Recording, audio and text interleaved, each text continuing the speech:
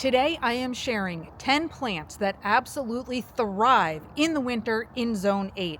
So even if you are not exactly in Zone 8, but you're a little bit here or there around this zone, this video is for you. These are plants that are going to keep structure in your garden, color in your garden, and heck, just not die from the winter time. Hi you guys, this is Nicole from My Carolina Garden. My garden is located in Growing Zone 8B and I am in southeastern North Carolina.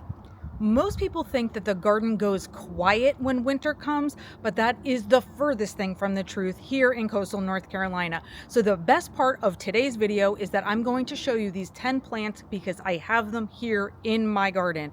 And it is not going to be this canna lily that just happens to be blooming after its foliage is dying back and then boom, out comes this orange bloom. Let's jump into the top 10 plants that absolutely thrive in this zone in winter. I want to talk about shrubs, perennials, and annuals that you can count on to give you some color during these winter months. And the first one is a flowering shrub that is right behind me. Shrubs that can give you color during the winter have to take priority here because it's the shrubs that are going to provide you with that structure that your garden desires or that you desire for your garden even during these colder times. So this camellia right here, it's hands down the superstar of winter. While everything else is settling in, these beauties are just getting started. The Sanquin camellias are the ones that are going to bloom earlier, which is like October into December time frame. This one here is called the Yuletide. Sanquin camellias can have different color blooms and they can also require different amounts of light.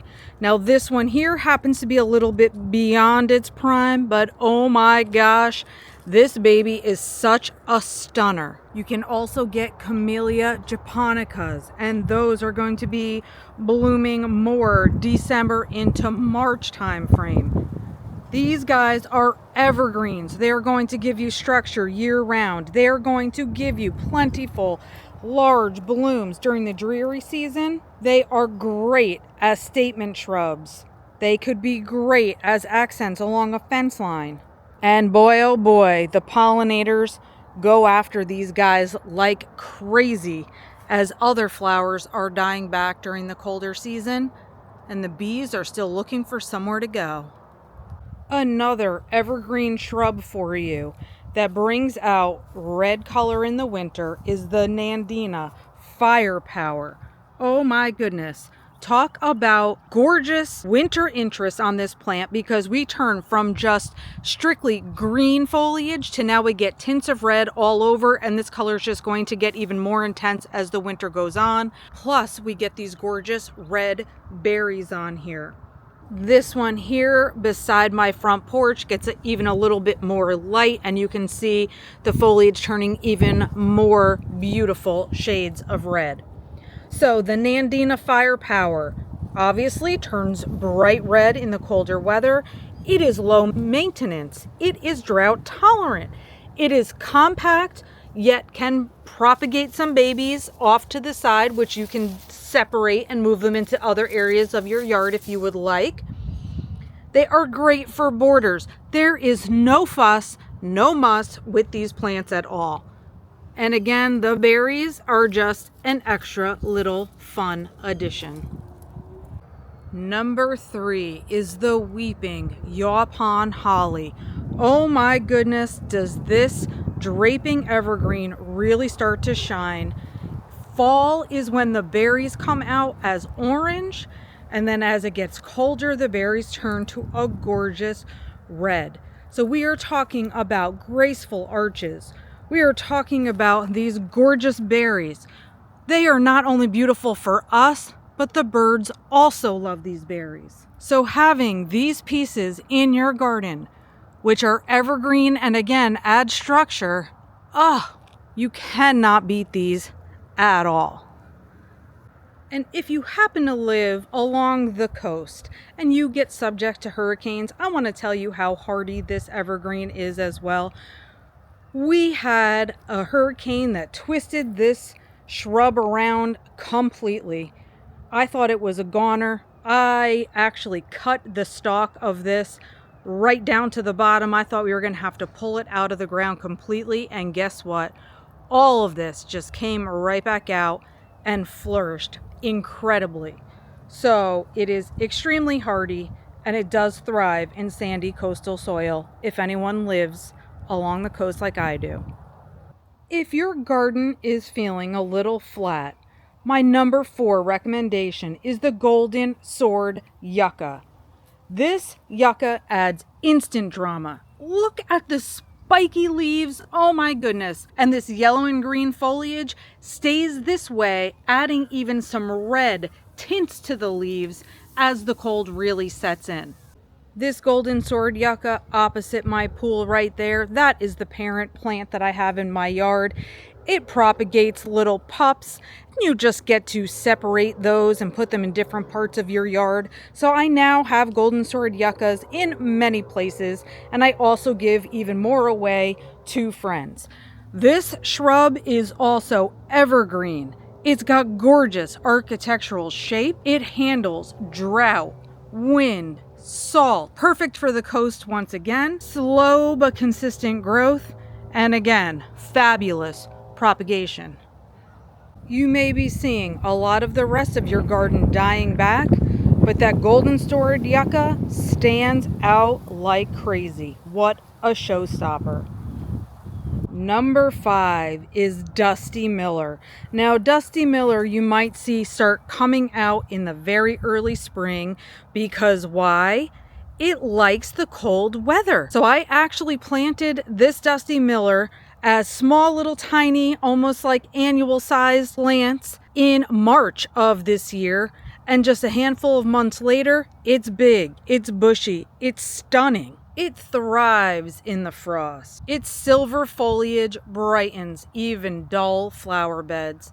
I found out this year that it actually flowers a tall yellow flower on top. Oh, here's some sort of leftover, I guess.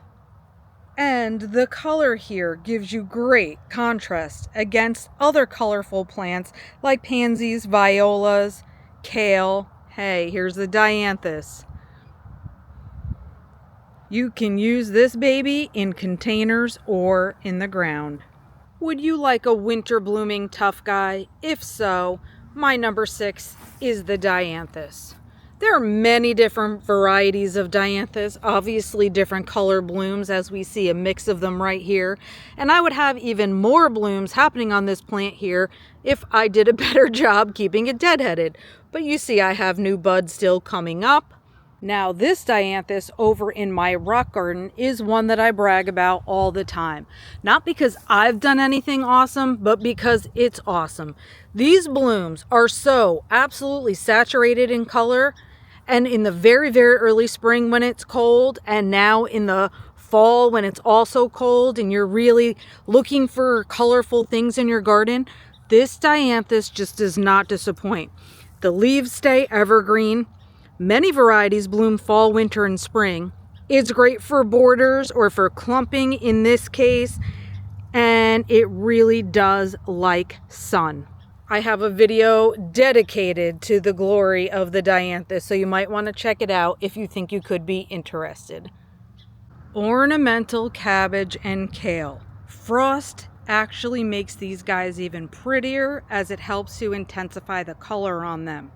Now, here's a really interesting thing. For me in Zone 8B, I didn't realize that this decorative cabbage was going to be hardy throughout the summer when it was actually super hot here. Well, it turned out, obviously, it was hardy. I've had this planted in the ground for well over a year now. But here's one of the other interesting things.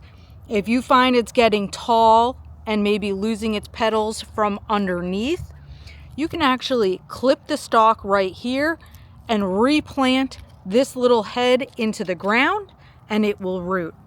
Also, where you've clipped off these heads are going to do funny things like this and give you multiple heads on your decorative cabbage.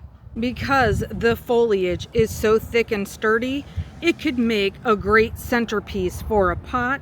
It is excellent in containers.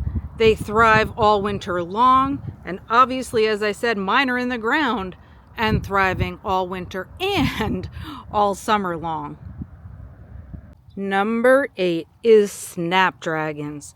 Snapdragons are awesome because they are winter tough and spring ready. You can get these guys in so many different colors. They handle frost easily. They stay upright. They add height and structure. You can put them in pots like this one's in. You can put them in the ground if you want. I've used them in multiple places and they just bring shots of happiness and joy to a cold garden. Keep these babies deadheaded to continue to get lots of blooms. Number 9, violas. Violas are tiny, cheerful, and so cold tolerant. They will bloom right through winter. They are a little more cold hardy than pansies actually. They spread gently. They fill in gaps in beds and containers. And then they can last into April or May. It starts getting warmer in my zone around then, but you get to enjoy these guys for the whole winter. Now, you can't always think about violas without also thinking about pansies. Now, pansies have a little bit of a bigger bloom than your violas do. It is a classic flower, a winter champion. You can get so many varieties of pansies, so many different color variations. It is just absolutely the definition of winter color in my zone 8. You can add these gorgeous babies to borders, pots, around shrubs. You can just put them any old place and they are easy, reliable, and beautiful. So I guess the thing here is winter doesn't have to mean that our gardens look dull or that they don't have color. These 10 ideas for you can keep this color flowing through your garden beds throughout these cold months. You can actually mix up these perennials, annuals, and shrubs and come up with different textures and colors and interesting designs for your winter garden. So we don't have to be bored in the winter. We don't have to be sad and depressed in the winter. Just let me know what kinds of things you're picking out for your garden space, because maybe you have an idea that I haven't thought of yet and I would like to try it in my own garden as well. Thank you guys for watching. Let's stick together during these colder months and stay inspired for our gardens. And until next time, you guys, happy planting.